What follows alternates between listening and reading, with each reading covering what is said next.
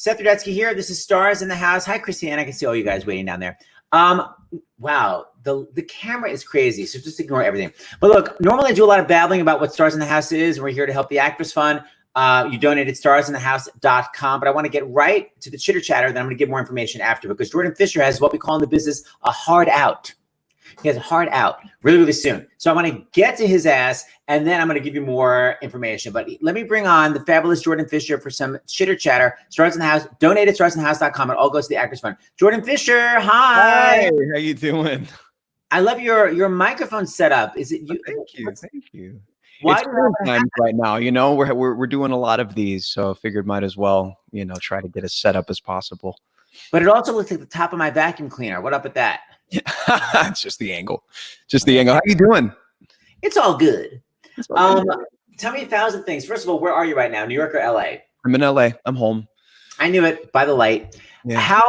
How's the Voce up so early in the morning? LA, aren't you like, oh my God, it's only 11 o'clock? You know, I'm a morning guy. I'm up at about 5:40 every morning. I have definitely made myself very busy during this time. The gaming industry has kept me very busy, so I'm very, very fortunate where that's concerned.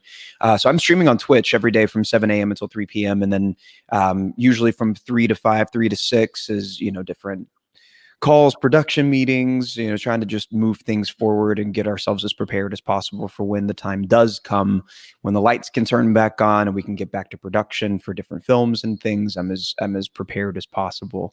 And then other than that, I'm kind of just hanging with my fiance, Ellie. We're going through all the Marvel movies right now, and, you know, we'll have dinner and then rinse and repeat. I'm in the bed at like 9 and up at 5:40 the next morning, go for a walk, do a little yoga and start the day.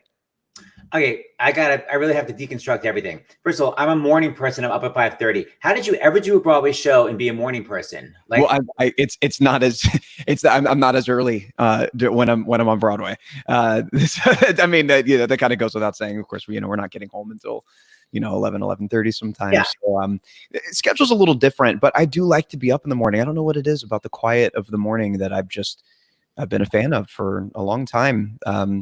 That's probably one of the hardest things about a Broadway schedule for me, is not having my mornings, if you will. Good luck having a baby. Okay, part 2. Thank you. Second thing I want to say to you is the gaming industry has kept me busy. Okay, so like basically my knowledge of games is like Atari, which I guess ended around 1981. So what is your version of the gaming industry? What does that mean? What are you doing? I know Twitch exists, but to me it's like Friendster. No, I mean it's a beautiful thing. It's actually quite simple. It's a streaming platform for people to, express themselves creatively in different forms and fashions. I think that Twitch is definitely most known for people playing video games and being able to connect with their communities, in real time, which is a beautiful thing. But it's also for people that cook and people that paint and people that, build things with their hands. It's talk shows, it's podcasts, it's all of these things. But kind of, the best way for me to kind of describe it is imagine watching, a late night show, watching Fallon or Colbert or somebody along those lines, do something that they love to do, watching them entertain for hours on end while also having a tangible kind of relationship with them. You can talk to them, you can communicate with them, and vice versa. And that's it's a beautiful thing. Okay, I did Jackbox like last week for the first time. That's sort of big. Okay, turns out I'm hip. I'm a millennial. I love that. Love that. Thank you. Third thing I have to say, just by the way, everyone that's watching, and you have so many crazy fans out there, so I just want people that are watching right now to donate at Stars in the House. It's for the Actors Fund.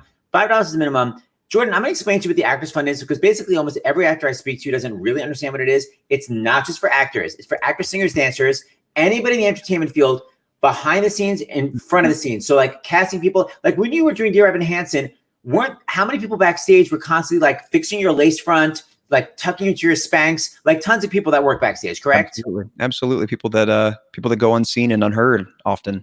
Exactly. And none of them are working. So this literally helps to pay for people's food, for groceries, for their rent, for their doctor's bills. So if you can go to starsinthehouse.com, donate $5 minimum. We've already raised, not to brag, but since we began Stars in the House twice a day, today our total is $347,000. Just because people are donating like $10, $20, $30. Thank you, Christiane. I'm getting applause. Thank you, Jessica. Basically, literally, it's very little amounts that add up, and it's helping everybody because, Jordan, everyone I know is not working. I mean, do you know anyone? I mean, basically 99% of our artist friends are not working, right? Tough, yeah, no, absolutely. I mean, especially where Broadway is concerned, it's obviously it's a very niche thing, but we're talking about a kind of art form that requires multiple people being packed into one small space. It's a bit of a sardine can and kind of a cesspool. It's hard to imagine a world where it's going to be safe to open up in the very near future. And so I know that's very scary. I mean, we have friends and Broadway family members that are single parents that have family that they're trying to take care of. Like you said, have medical bills and frankly don't know where the next meal is coming from, and it's a very scary thing. So being able to access a fund like this that gives us the ability to continue to live and to exist and work, so that eventually one day we can come back together and tell stories and take people out of reality for a little while is a beautiful thing. We work in a service industry, and I think that isn't talked about enough.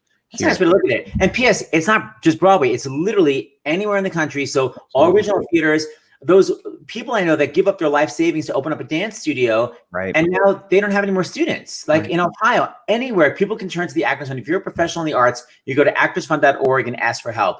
And if you can give, you go to starsinthehouse.com. Unfortunately, Jordan is leaving. Oh, what? Oh, he's back. Okay, so it's actorsfund.org. Okay, by the way, someone just said, I've never noticed what a beautiful speaking voice Jordan Fisher has. What about my nasal speaking voice? Where the hell is my compliment?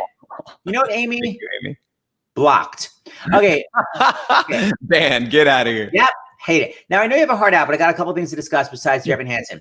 First of all, Dancing with the Stars, which I know you won. Yeah. So a couple things. You're not one of those like, oh, I move well. You actually took dance training, correct? I did. I grew up. I mean, I started all of this when I was 10 years old. So it's been a while of working in a conservatory and kind of growing up in a conservatory and learning everything from tap to jazz to ballet and hip hop, contemporary, blah blah blah. Ballroom was never really anything that I ever touched. I would say that the hardest part of that experience for me was unlearning things that my body was so used to. I'd had 15, 16 years of training in something that were bad habits in the ballroom world and the ballroom space. And so to get me to like not do certain things was that was the toughest part. That was the hardest part of my brain, I suppose. But you mean immobilizing your upper body, when you're doing certain ballroom stuff, right? You're not allowed to move. It's very foreign. I mean, a lot of dances anyway, right? It's like ballet. It's such a beautiful technical style of dance, but all of it is foreign to the body. None of it is stuff that your body is supposed to be doing. A ballroom is the exact same thing. Like you're doing stuff that your body is not supposed to be doing. So learning that was an interesting thing for me, but I would do it all over again in a heartbeat. I had the time of my life. Yeah, ballet does hurt. Have an enjoyable hip replacement when it comes. Okay, the other thing I want to say is, by the way, all those people that taught you, just FYI, all those dance studios, everyone's out of business. So yet again, actorsfund.org to help. Third of all, you talk about dance training. What annoys me as a guy dancing, when I used to dance when I was younger, basically you get to dance for 4 seconds and the rest of it is carrying women. I'm like, I'm not a bodybuilder. Why am I? This is you in Dancing with the Stars. You have like two amazing, like two glissades and like a saute, and the rest of it is just Charles Atlas heavy lifting. It drives me crazy. It's like, why can't we dance?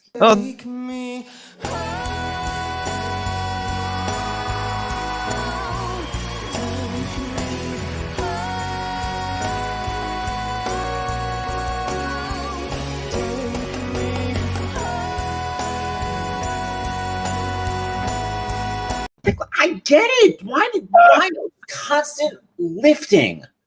Why can't you just? I am dead that you used that specific thing as a reference, because it was me just throwing her all over the place.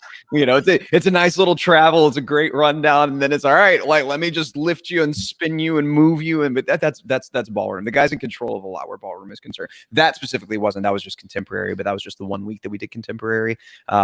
So that was a more comfortable week for me because it was stuff that my body knew, which was nice. But even in contemporary, man, you're doing the same thing. You're just lifting and throwing and moving and shaking. It was like two amazingly solid. Anyway, okay. Then I got to talk for 2 seconds about Rent. So I love that live version of Rent. So when you actually did it after he broke his foot, didn't anyone just beg, like, can't we please just do a contra version and like have him sit down? Like, what was the cast saying about doing it live? We did that. It was an interesting thing because there were people that were already lined up, outside of the studio and ready to come in and for us to do this thing live and in real time. And obviously we didn't really know what the contingency was. And so the only contingency that we had was the footage that we recorded the night before, the final dress rehearsal, if you will. And, we had this big production meeting. My hat's off to Adam Siegel and Mark Platt, for kind of leading the charge here, in terms of like how we were going to move forward on a production side of things. And obviously Michael being, the beautiful human that he is, and lifting up Brennan and making sure that he, didn't feel because Brennan already felt horrible. Obviously, I mean, who wouldn't in this scenario? And so that was kind of all of our mission. Our goal was to make sure that Brennan felt good about the work that he had done, because he did beautiful work. I mean, this was his first big thing that he had ever done ever. He was very, very green in all of it. And so of course that's a massive thing this took place just before the final scene of our final dress rehearsal. We finished What You Own, went down some stairs. He stepped off of the final step just the right way, or just the wrong way, if you will. And that it turned everything upside down. But we did. I mean, on that night, we had a beautiful experience that, you could never recreate with the people that showed up for what was supposed to be the live broadcast. I mean, we all had friends and family, and there were special guests and so on and so forth. And we made the best of it. We had a really awesome night. We all over the stage, we had set up, a collection of chairs and tables and whatnot. And we would all just kind of sing and perform along with the show in real time. So while people at home were watching, the broadcast from the night before, we were doing a live concert version for the people that were all there at the studio. So it was a beautiful way to kind of put a bow on the end of it.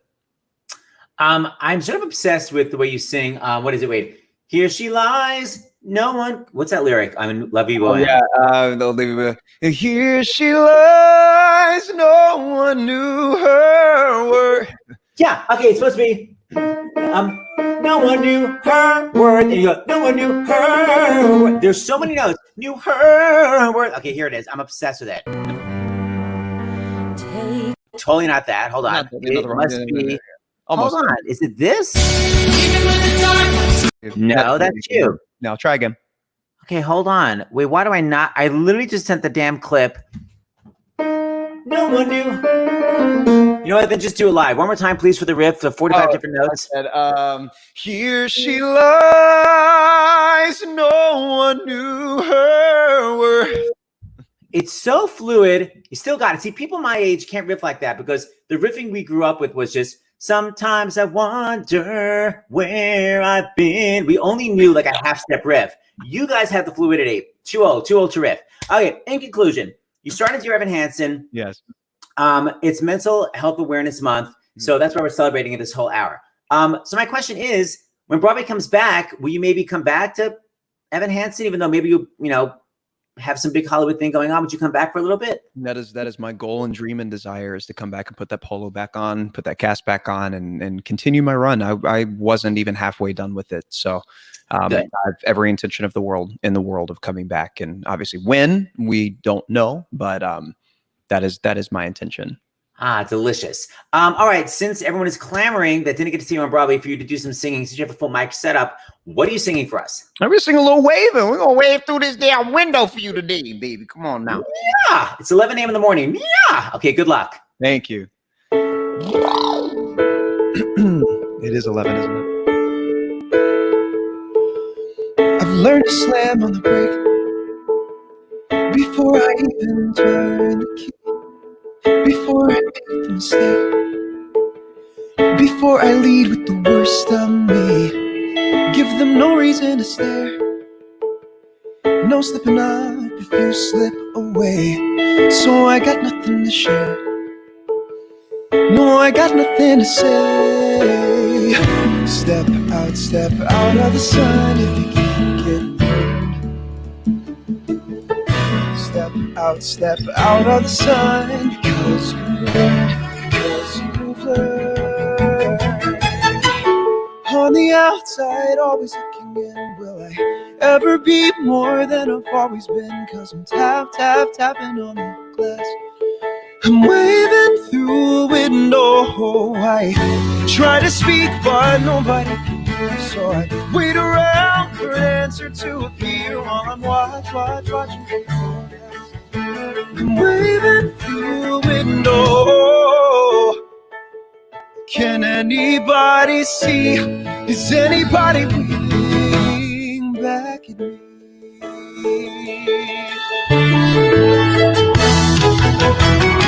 We start with stars in our eyes. We start believing that we belong, that every sun doesn't rise, and no one tells you where you went wrong. Let's step out of the sun if you keep getting burned. Step out of the sun because you've learned. On the outside, always looking in. Will I ever be more than I've always been? Cause I'm tapping on the glass, waving through a window. I try to speak but nobody can hear, so I wait around for an answer to appear while I'm watching people pass, waving through a window. Can anybody see? Is anybody waiting when you're falling in a forest and there's nobody around? Do you ever really crash or even make a sound? When you're falling in a forest and there's nobody around, do you ever really crash or even make a sound? When you're falling in a forest and there's nobody around, do you ever really crash or even make a sound? When you're falling in a forest and there's nobody around, do you ever really crash or even make a sound? Did I even make a sound? Did I even make a sound? It's like I never make a sound. Will I ever make a sound? On the outside, always looking in. Will I ever be more than I've always been? Cause I'm tapping on the glass, waving through a window. I try to speak but nobody can hear, so I wait around for an answer to appear while I'm watching people pass, waving through a window. Can anybody see? Is anybody waiting back at me?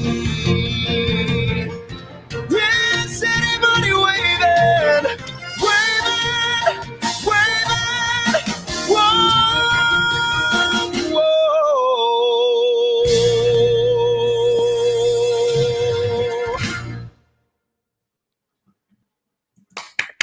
Applause. Okay, everyone's cheering you. Jessica's cheering you. Everyone's loving it. Okay. Oh, I love you guys so much. I miss y'all so much.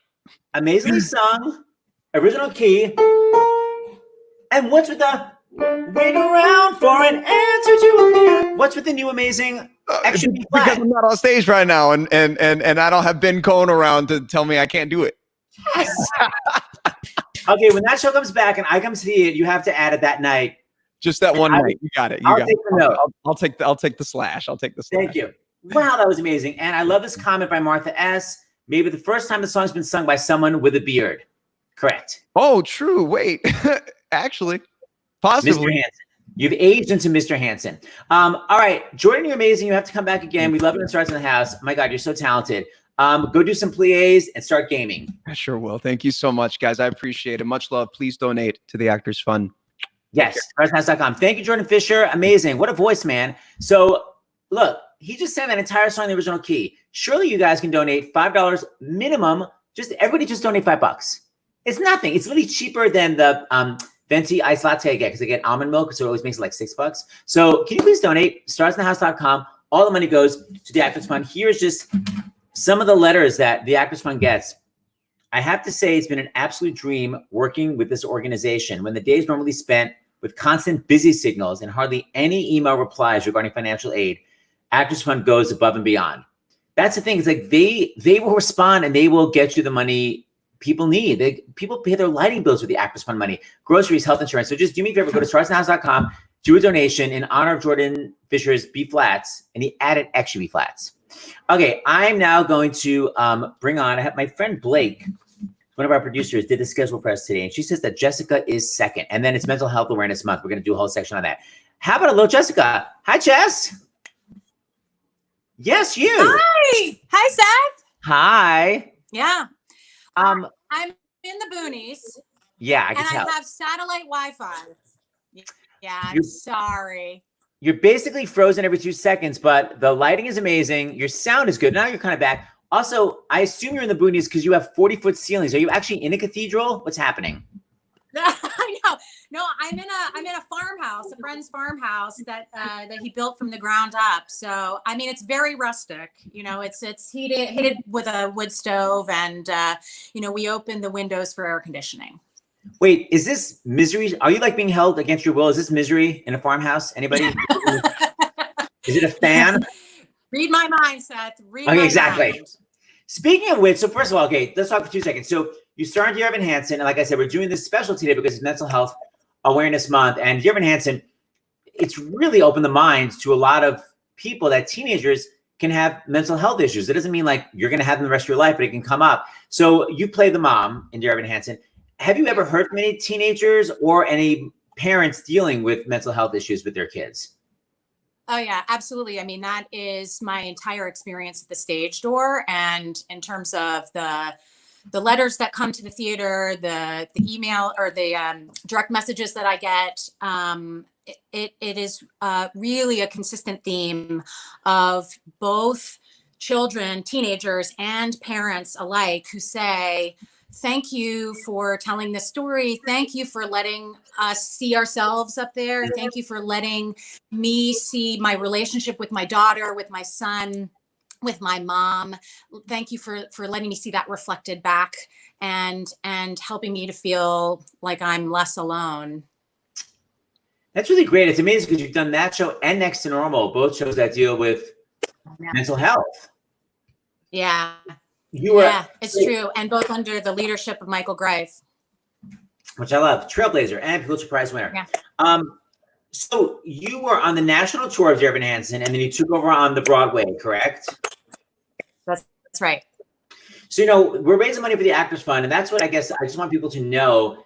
Well, first of all, it's for anybody across the country. But artists really do live check to check. And I'm thinking about, you know, Jessica was cast in a giant Broadway musical, lead role by the guy that wrote like Little Mermaid and Aladdin. And how long did that job last that you thought was going to pay your bills for years? Right. 3 weeks. Well, we did what? Yeah, 7 weeks of shit. 6 weeks of previews and three weeks of performances. I know. Wow, that's worse than I thought. It's heartbreaking, but you know, I know. And that project actually had been in the works for almost 10 years.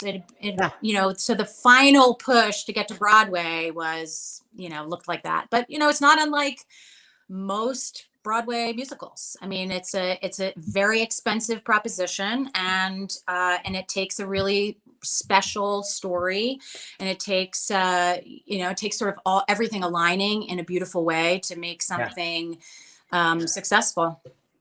Yeah, and that's why, you know, when Broadway just suddenly stopped, and not just Broadway, but all theater, all performing, people are relying on their next check. My husband and I were in Texas, and we were just talking to 2 women, and they were singers, and they had 2 weddings lined up that weekend to sing at, and they were canceled. And to them, like, they were losing $300. Like, that was like what they were planning on using for food. Like, artists really live check to check, and that's why the Actors Fund is helping people across the country. So I beg of you guys, starsinthehouse.com, $5 minimum. All right, Jess, I want to talk about the video that we all did together. So my sister Beth, I'm so excited to hear. So my sister Beth Rudetsky does like trailers for books, like a movie trailer, but it's like a book trailer. And it was for this this book by J. Carson Black. And James was cast in it opposite Jessica, who you were the sheriff again, because you were in Leap of Faith as a sheriff. Crazy, the sheriff in this. Yeah. And Beth like sang the song, wrote it, produced it. And it's so crazy. Like, it wound up being so creepy. Did you like filming it? I know it was like boiling. Oh, here's my husband. Here's James. I'm working upstairs. Yeah, I couldn't today, but I want to say hi. My hair's a mess. Hi, it's good to see you again.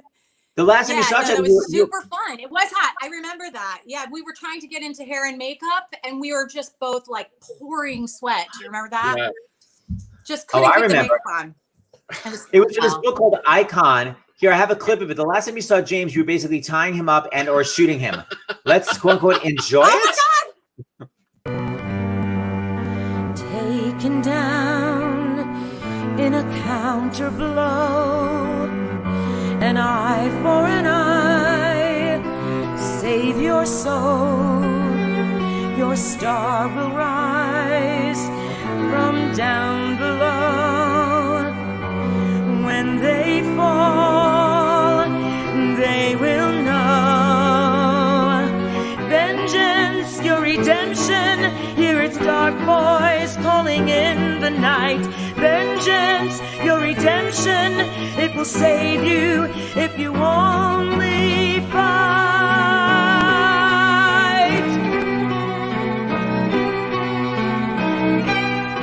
The ransom is $1 million to be paid tonight at midnight by my agent.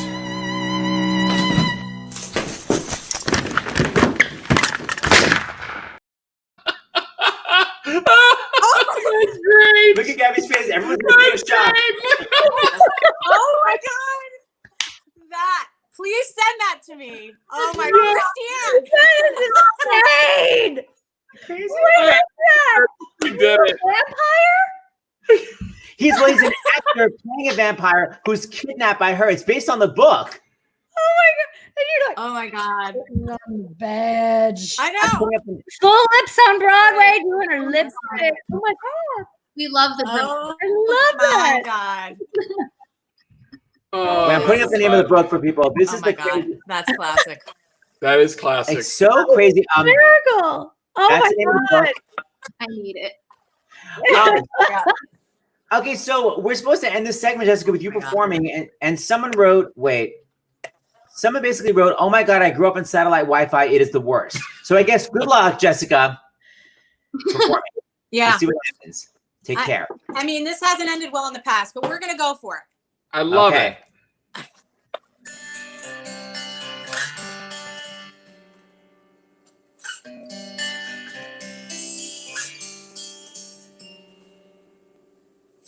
It was a February day when your dad came by before going away. A U-Haul truck in the driveway. The day was suddenly real. I told you not to come outside, but you saw that truck and you smiled so wide. A real live truck in your driveway. They let you sit behind the wheel. Goodbye, goodbye. Now it's just me and my little bride. And the house felt so big, and I felt so small. The house felt so big, and I felt so small. That night I tucked you into bed. I will never forget how you sat up and said, "Is there another truck coming to our driveway? A truck that will take mommy away." And the house felt so big, and I felt so small. The house felt so big, and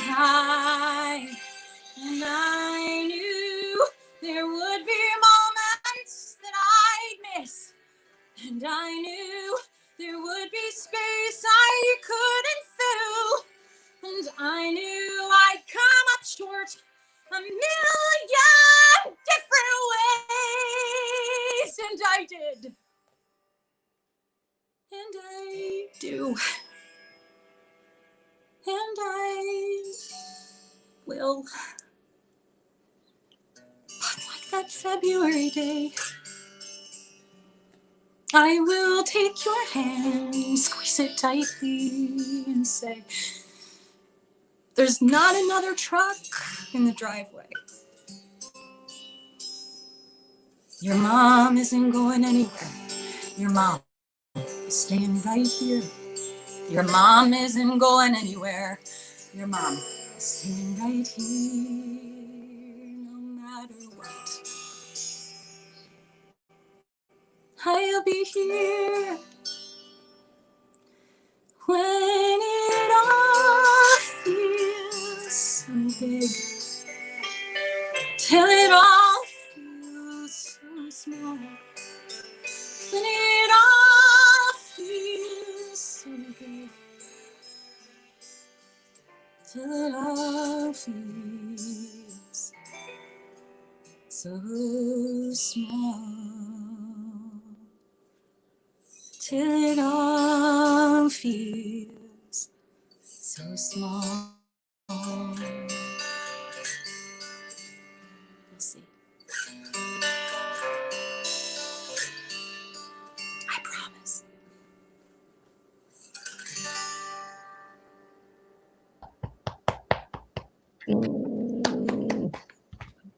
Did it work?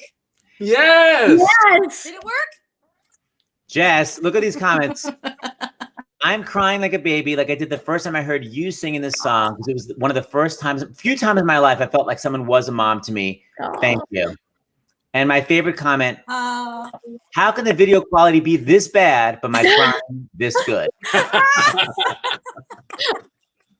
Brava. Oh, guys, I'm so sorry about my Wi-Fi, but No, but it sounded great, though. I'm Sounded really great. tired of that song.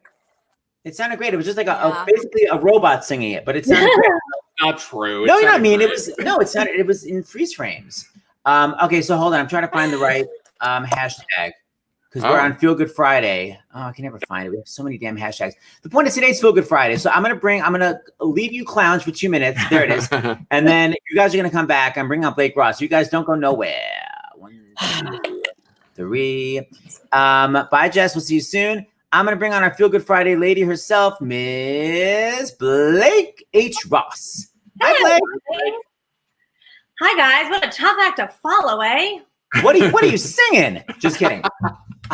Nothing. She's a new mom. Okay, tell us what the update is. So, as you have been mentioning throughout the broadcast, this is Mental Health Awareness Month. And of course, Dear Evan Hansen does a lot toward furthering the conversations around mental health.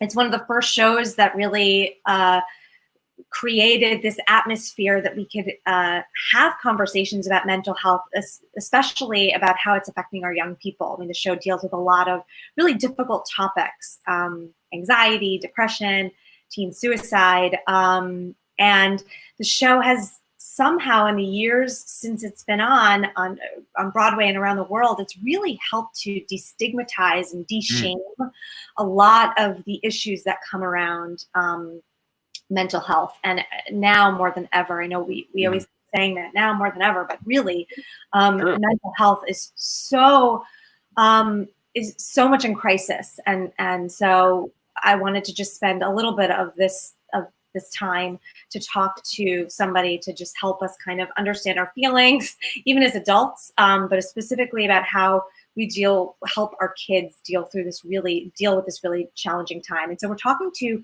Dr. Harold Kopowitz. He is the founding president and the medical director of the Child Mind Institute. Let's bring Dr. Kopowitz out if you got him. Okay, we're going to peace out. We're going to let you take.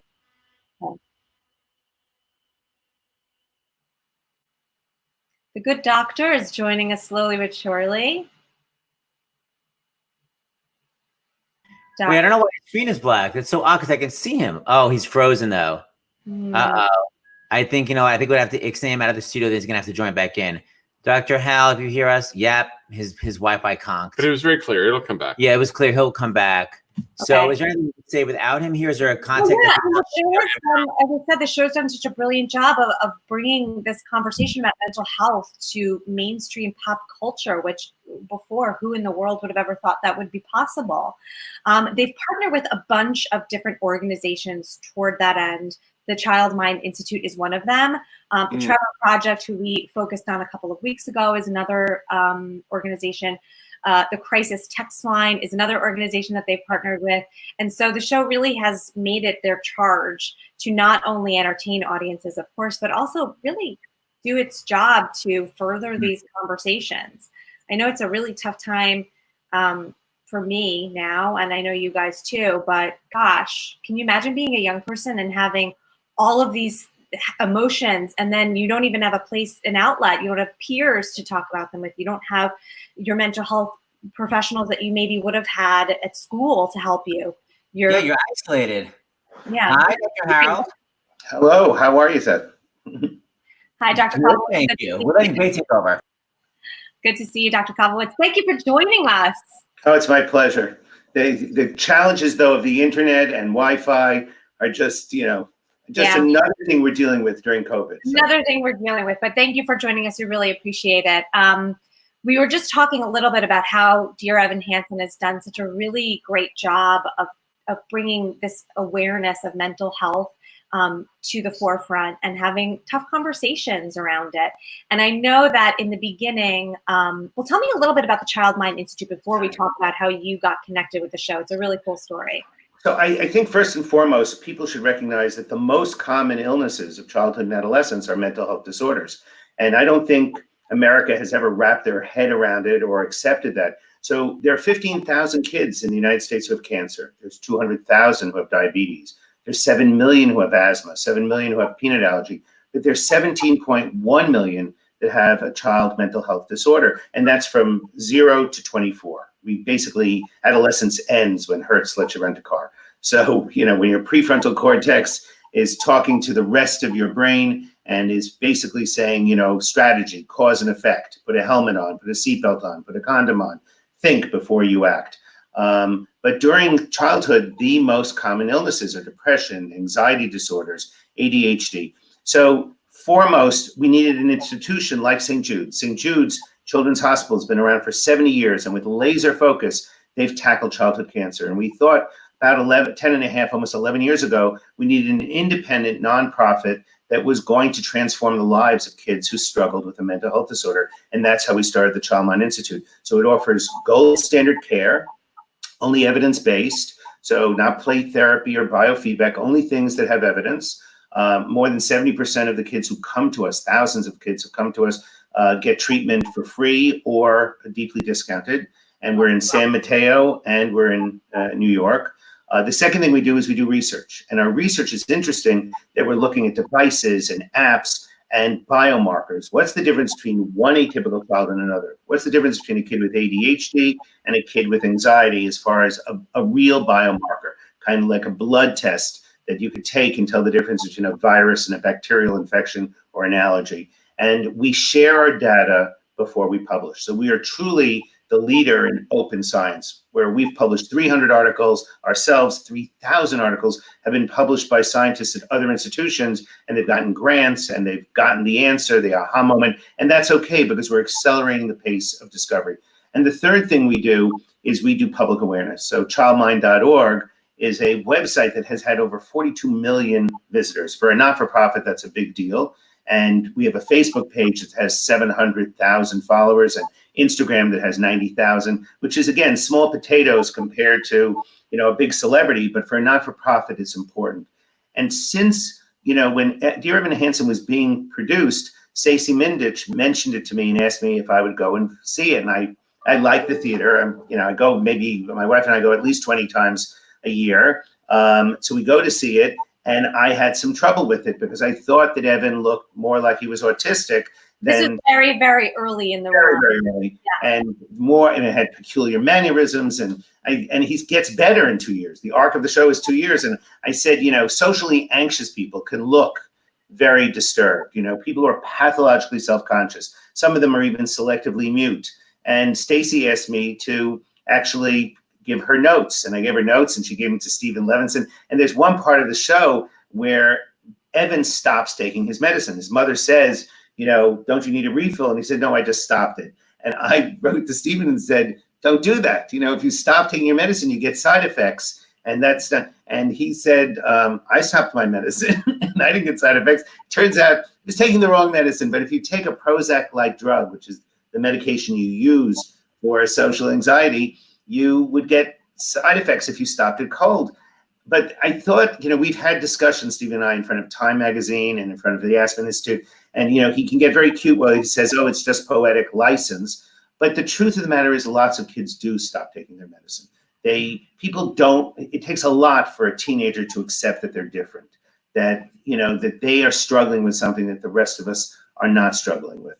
And what's going on in COVID now is actually interesting. The silver lining is that all of a sudden, people have more understanding because every child in America is now having some kind of mental health symptom because of COVID. So the 60% of kids who are typically developing and are wonderfully happy-go-lucky, all of a sudden they're not going to school. They might be worried that their father's going to lose his job or grandma's going to die. The 15% of kids who are just subclinical, a little quirky, a little inattentive, a little moody, who never get into trouble because their symptoms are not severe enough, are now more symptomatic. The kids who have a real disorder are really suffering. So hopefully after this is over, all of us who are lucky enough not to have a mental health disorder will be a little more compassionate, a little bit more understanding for the person who suffers on a daily basis when there is, there's no pandemic. There is nothing to make them feel so bad. Right. And of course you mentioned COVID, and we're still in the midst of this crazy time. So it's not over with COVID. Politics, Minneapolis, and we really are a country that's in mourning right now. And so how do we as adults deal with these emotions, these feelings of grief, and explain them and help our kids deal with them? So I think one of the things that dear Evan Hansen talks about is the loneliness, the song that was just, tapping on the window, feeling the outsider. And what I'm concerned about is social distancing is really physical distancing. We don't want people to be alone. We want them connected the way you all are on this performance today. And we as parents and adults have to take care of our kids right now. And the episode of what happened in Minnesota is just another stressor for us. And if we as parents don't give structure to our kids' lives and keep them away from too much TV, and particularly cable news, and translate what's going on and explain that, there's a very patchy virus out there. That's the reason why we're constantly washing our hands. The reason we wear a mask is we want to protect others and we want them to protect themselves from us, and in language that is developmentally appropriate. And I would tell you that I'm most worried about teenagers, the teenagers who are always boiling or freezing. They're madly in love or they hate your guts. That they're losing out on a lot. You lose out on a semester of college or a semester of high school and graduation, or the first date, the junior prom. You're not getting that back. And I think parents have to acknowledge that the loss of their teenage children is different than for the rest of us. But I also think you have to give them some structure. You have to accept, they're back again, they're regressing. And so you're going to have to say, let's just take this 1 week at a time. Let's make sure we're doing a lot of physical exercise. Let's make sure that if we're stuck in the house, let's walk around the house and count how many circles we're making. Let's do mindful minutes. Let's just do mindful, not transcendental meditation, which takes a lot more work, but can we stay in the moment for a minute? So while this is a terrible moment for America, the minute that you're alone by yourself, listening to your breathing, feeling your heart, letting the bad thoughts come and go, is actually very good because it's the forward thinking of what's going to happen next. How are we going to resolve this problem, that problem? That's what makes us anxious. And there's so much uncertainty right now that it makes everyone anxious. But for an anxious kid, this is absolutely awful. So parents have a role to play to say, tonight's movie night. Like, for instance, this is a terrible weekend if you obsess about Minnesota and the pandemic. You should have a discussion about it. It should be factual. It should be open-ended. But then there should be some spirituality this weekend. If you believe, you should go online and go to a house of worship. If you should have a dinner with your kids and ask why they feel grateful. You should talk about why you feel grateful. There's always something to feel grateful about. And you should also have some fun. We can't live like this. Otherwise, it's an endless, muddy marathon. We'll never get through this. We got to take care of ourselves also. Before I let you go, can you share a couple of resources that parents or teens can access during this time and after this time if they feel like they're struggling or their kid is struggling with some mental health issues? I think that, first of all, there's free really robust services that we're now offering at Childmind. You know, we became digital. So at childmind.org, there are parent resources, there are guides, and there's a free Facebook Live every single Monday through Friday and twice a week in Spanish, so that you have an opportunity to ask questions. But if you are really worried about your child, if for more than 2 weeks your kid is more irritable, he's not sleeping well, she's not eating, or she's lost the joy of talking to her friends, she can't concentrate on the books that she loves, you should pick up the phone. And we actually now offer a service that we never offered before to anyone in the United States. You can essentially buy a half an hour of a clinician's time and discuss within that half an hour if these concerns are within the normal limits or if it's a red flag. And the other amazing thing is there's telehealth. A man who would never have told you could do real psychotherapy or diagnostics on a screen, I'm now a believer. We're seeing thousands of kids, some of them very symptomatic, who just got discharged from a hospital, and they're being treated in groups or individually on screens. So I would not wait. I think people tend to wait all the time when it's mental health. But in the middle of this mess, if you start to worry about your child and you're not sure it's demoralization or depression, if it's just worry or real anxiety disorder, now's the moment to, you have time, you know, and from 8 o'clock to 8 o'clock, you know, you can find the time to pick up the phone or send us an email and we'll get back to you. I mean, we're truly, you know, we have offices on both coasts, but we truly have become a national program. Thank you so much, Dr. Kopowitz. It's so important, the work that you and the Childmind Institute are doing. I would also be remiss if I didn't mention that for the actors and the people in the entertainment profession that are watching, the Actors Fund does also provide outlets and referrals for you to get mental health help if you feel like you need it as well. So there are organizations out there, Actors Fund, Childmind Institute, depending on who you feel like in your life needs it. And so I guess you're not alone, and we're in this together. And that's why I love this musical so much, because it does share all of those messages, and it brings us this information. So thank you, Dr. Kopowitz, and thanks, Seth. Thank you. Thank you. Have a good minute. Thank you, Dr. Have a good weekend. Thank you, Dr. Ross. We'll see you next week. Exactly. Ah, so great. Okay, let me bring on our dear Evan Hansen folk. I'm going to bring on the writer, Mr. Levenson. Hi. Hey, how are you? I'm going to bring on the director, Mr. Greif. Hi. Hello. I'm going to bring on Ms. Noll. Hi, Christiane. Hello. I'm going to bring on the satellite wife-istress, Jessica. And Debbie. Hi. Hello. Yay. Hi. So, let's talk with you a second. So first of all, tell everybody who you play. So Gabby, who do you play in Dear Evan Hansen? I play Zoe. What is all that clicking? Someone playing the damn castanets? Okay, I'm going to ignore that. All right, so bravo, Gabby. Jessica, I know you play the mom. Christiane, you play the other mom. Other mom. Correct, Mundo. Steven, who do you play? Are you the matinee Evan Hansen? Yes, I do. Cool. Not anymore.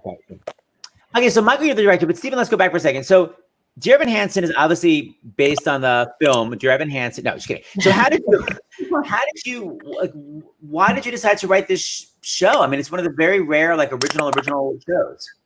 Yeah, the show originated really with Benj Pasek and Justin Paul, the songwriters, who, Benj had an incident in his high school where a classmate had died of a drug overdose. And Benj sort of watched the reaction of the student body to that event. It was a kid who didn't really have a lot of friends, who was sort of a loner. But in the aftermath of his death, he suddenly became everybody's best friend. And everybody kind of wanted to claim a connection to this tragedy, whether it was real or not. And so that idea really stuck with Benj in that story. And I guess when he went to college with Justin and they started making musicals together, they discussed this area of that there was something here. And then we met in 2011 and we started talking. And as we kind of unraveled this story and what we felt was compelling about it, we kind of landed on this idea that what was really interesting was the idea of connection, which suddenly feels very pertinent right now. People feeling disconnected and desperate to connect somehow, and that so desperate, in fact, that they might even lie about a tragedy in order to feel that connection. And that's really where it began. And Michael, you know, you're the king of mental health musicals, which is its own genre now at this point. You've created the genre. So did they seek you out, or do you have are you like the child catcher in Chitty Chitty Bang Bang? You could sniff out the mental health musicals. I was asked to come in and meet with Steven and Benj and Justin. It was fantastic to get to read their thrilling material and to listen to some songs. And I like to think that I won the job, but I'm sure the kingdom of my mental health musicals had something to do with that as well. You know, I think a lot of people, when they would first listen to the show. I'm not hearing you now. Sorry. You're not hearing me? How about, can you guys hear me? Yep. Michael, what about you? Can you still not hear me? Okay, you should leave and then come back. So I'm going to check you out if you can't hear me, and then come back. That's what always happens.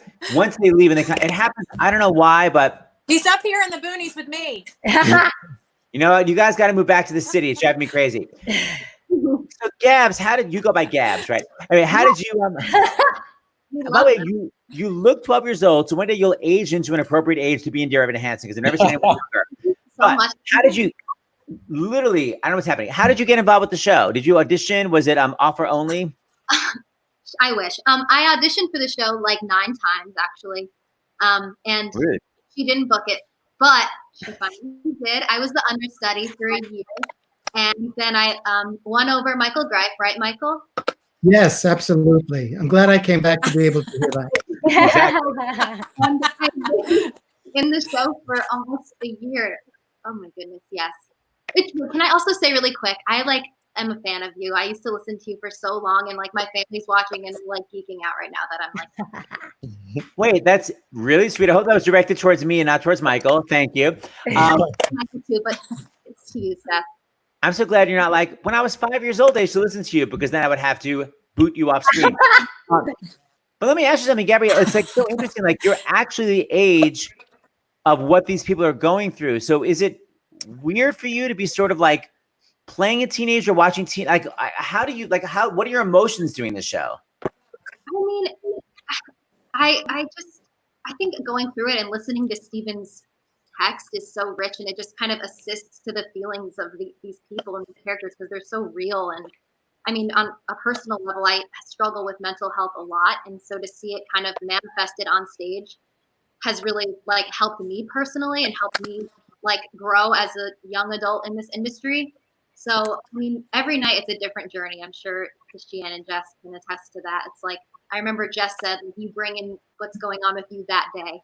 So, I mean, it's weird to have, sometimes I have an out of body experience, but sometimes I'm so in it, and I'm sobbing and looking at Christiane and she's sobbing, and it's just it's really cool, I guess.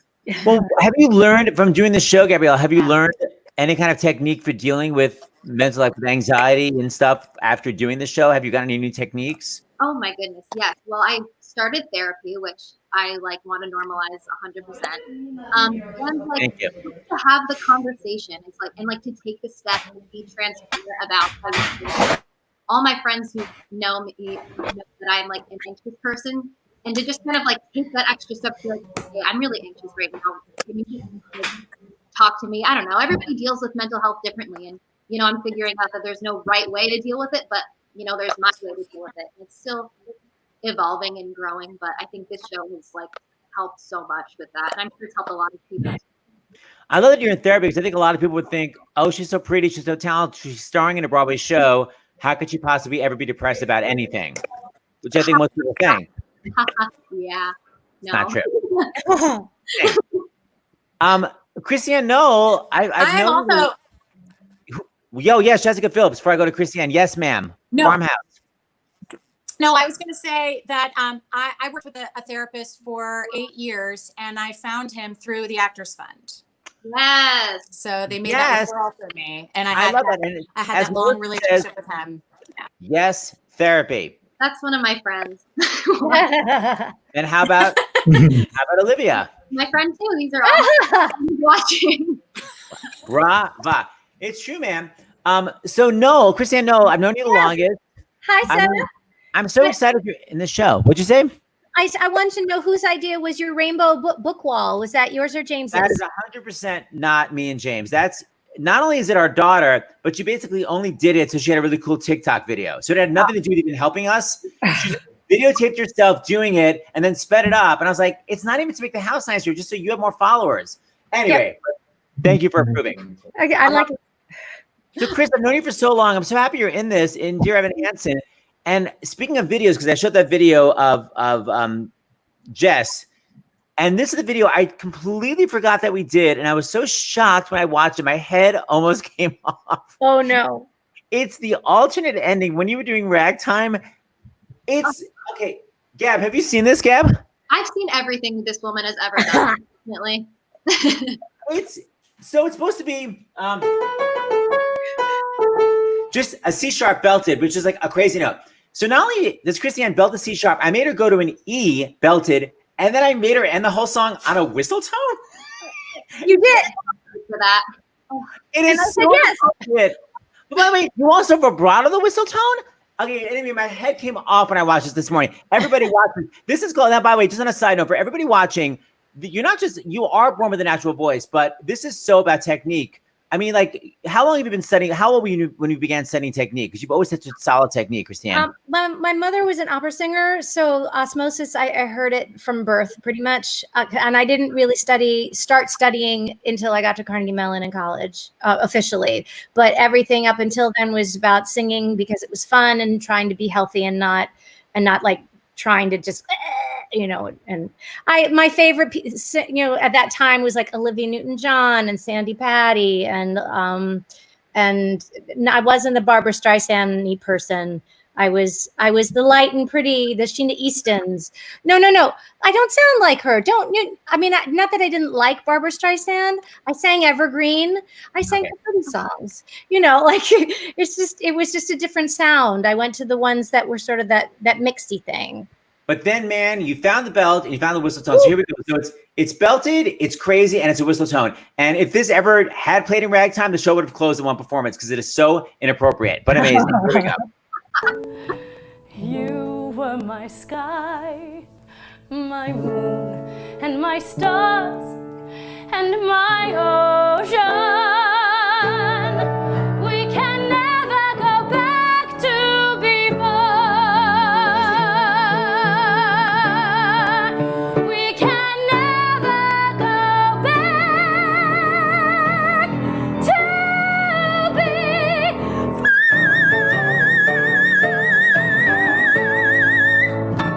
With vibrato. Brava! Still got it. Amazing. Yes.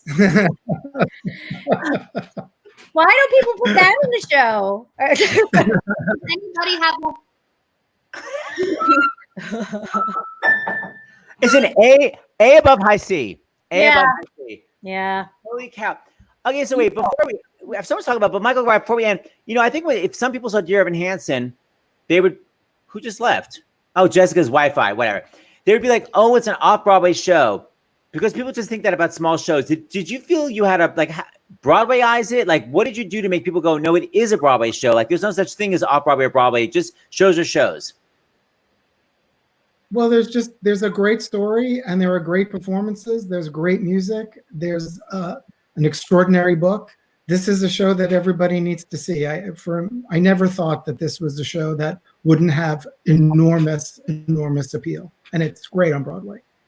So you think a show is on Broadway if it has bigger appeal because there are more seats. That's a great way to look at it, because I think a lot of people think if it's a big show, it belongs on Broadway. But your thought is the better a show is, the more it's on Broadway. If it's a good show, it belongs on Broadway. Yes. Yeah, no, I love it. I think that's great. All right, so Gabs, your family's watching. By the way, where is your family? In the next room? No, they're in Connecticut, and I'm in Delaware right now, so they're excited to see. But they're watching, and apparently you're going to sing us a song. I didn't see the sound check. Are you going to sing for us? Yes, she's going to sing a little tune. And are you going to end? You're ending on a whistle tone?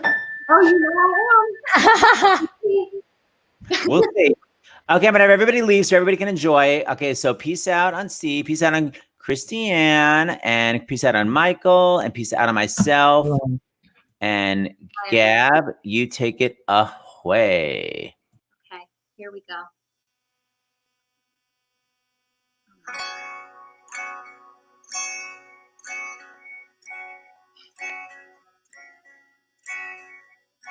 I don't need you to sound reasons to want you.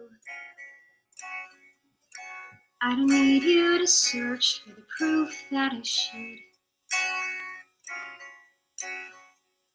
You don't have to convince me. You don't have to be scared. You're not. 'Cause what we've got going is good.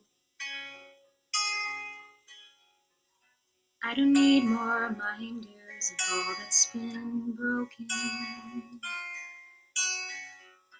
I don't need you to fix what I'd rather forget. Clear the slate and start over. Try to quiet the noises in your head. We can't compete with all that. So what if it's us? What if it's us and only us? And what came before won't count anymore or matter. Can we try that? What if it's you? And what if it's me? And what if that's all that we need it to be? And the rest of the world falls away. What do you say?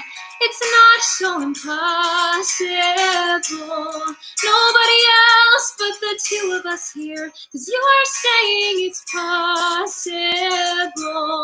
We can just watch the whole world disappear till you're the only one. I still know how to see. It's just you and me. It'll be us and only us. And what came before won't count anymore. We can try that, you and me. That's all that we need it to be. And the rest of the world falls away. And the rest of the world falls away.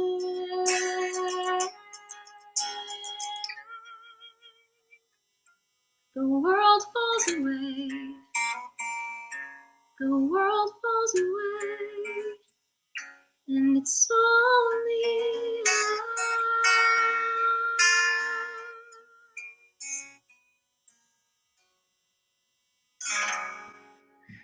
Okay, so great. And, you know, of course, your sister was commenting, but it wasn't just your sister because, repeat what I said before, Gabby is so good as O. Murphy, and I am not a friend or relative. Martha. So just saying. Okay, so we got to say goodbye to everybody. Before we go for 2 seconds, Steve, what's going on with, I heard that you're working on? Yes. Oh. First of all, look at the Jew face. Surely I could be Yenta in drag. There's got to be something For sure. for this. Yes, I think there's something for sure. Assistant AD. All right. Yeah. Are you're revising the script to make it into a movie? Yeah, we it's still, you know, we're pretty early on in the process, but we're making a new version. Oh my goodness. That's so cool. It's, as I keep telling everyone, it's like very exciting and very terrifying, and we just try not to screw it up. Wow. It's so thrilling. It's such a beautiful story, man. It's such a perfect show. Oh, that's so exciting. Okay, well, I support that. Everybody else, Christiane, how's your husband, by the way? He just came in the door. He's doing good. We're all just hanging out here, waiting to see what happens. He's so talented. We did the producers together. He had to like sing up a storm and dance up a storm. He was he went on for Matthew Broderick, the second performance on Broadway through the end of that first week. You want to stick your face in and say hi? I brag about my T-shirt. I got a compliment on in downtown Peoplewood. my homemade. Where are you going? Oh yeah, J Lav. There it is, Wolfpack. Yeah, Father's Day gift that's Aw, from Head great. Jersey. How are you, Seth? Hi, so good to see you. Oh, this is so fun. What a nice catch up. Gab, you're adorable. I'm so glad I got to meet you. You too, Seth. You're adorable too. Thank you. Steven, brava. And Evan Hansen. So everybody, I guess basically you can't see it right now, but you can get the CD and you can support all the different mental health stuff they do. And if you feel any issues with mental health, don't be shy. Like reach out now before it goes along further. Be like Gabby and have some therapy. You can go to actorsfund.org. I mean, seriously, I'm in therapy. I've been in since I was basically Gabby's age, which I think is 11, right? Or 12, whatever. 10. It's exactly. It's all good. Okay, I'm gonna run my final credits. We don't really have any music for it. Maybe I should play something here. I'll play it, I guess, in honor of the upcoming movie.